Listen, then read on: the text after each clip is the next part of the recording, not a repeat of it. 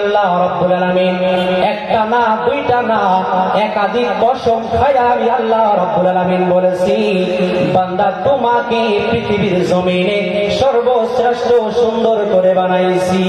একটু জোরে বলা যাবে না সুবহানাল্লাহ?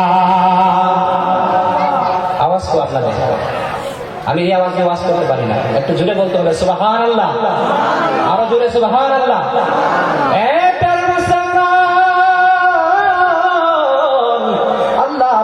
রব্বুল আলামিন বললেন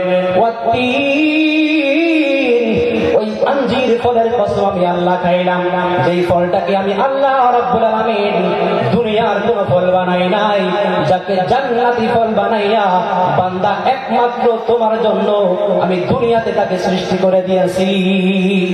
নবী আমার বললেন, ও পৃথিবীর মুসলমান, ও দুনিয়ার বান্দারা রে, এই ফলটা এমন একটি ফল যাকে আমার আল্লাহ রাব্বুল আলামিন বানাইছেন, এর ভিতরে এত প্রোটিন দেওয়া আছে বান্দা, যদি কোনো বান্দা 1 মাস 1.5 মাস 2 মাস লাগাতার খায় তার শরীরের মধ্যে কোনো শক্তির প্রভাব পড়বে না।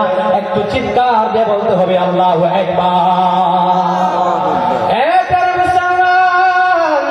আল্লাহ পাক রব্বুল আলামিন বললেন, ওই আঞ্জির ফলের কসম খায়া বললাম রে বান্দা,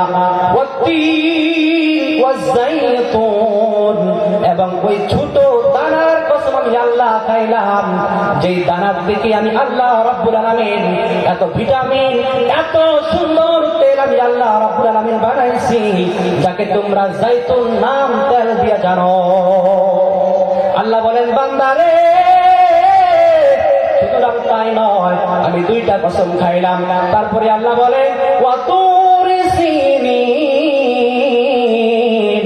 ওই পাহাড় তুর পাহাড়ের পর্বতের কসম খাইলাম রে বান্দা, যেই পাহাড়ের উপরে যাইয়া হযরতে মূসা আলাইহিস সালাম আল্লাহর সঙ্গে কথা বলছিলেন, এবং আমার আল্লাহ রাব্বুল আলামিন মূসা আলাইহিস সালামকে তাওরাত শরীফ ওই পাহাড়ের উপরে নাযিল করে তার সম্মান মর্যাদা বাড়াইয়া আল্লাহ বলেন, বান্দারে ওই পাহাড়ের কসম খায়া বললাম, ওয়াহাদাল বালাদিল আমিন,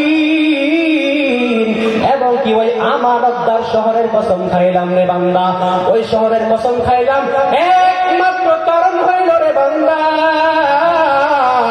যে শহরের মধ্যে আমার নূরুল আলা নূর নবী জনাবে মুহাম্মদুর রাসূলুল্লাহ উম্মতের কান্ডারি শাফিউল মুজনাবিন রাহমাতাল লিল আলামিনের কদম মুবারক ওই জমিনের উপরে পড়ার কারণে আমি আল্লাহ সেই জমিনের কসম খায়া বান্দা বললাম, 4টি কসম খায়া আল্লাহ বললেন, লাকাদ খালাকনাল ইনসানা ফি আহসানি তাকওয়িম, বান্দা তোমাকে 18,000 মাখলুকাতের ভিতরে সর্বশ্রেষ্ঠ সুন্দর করে বানাইছি।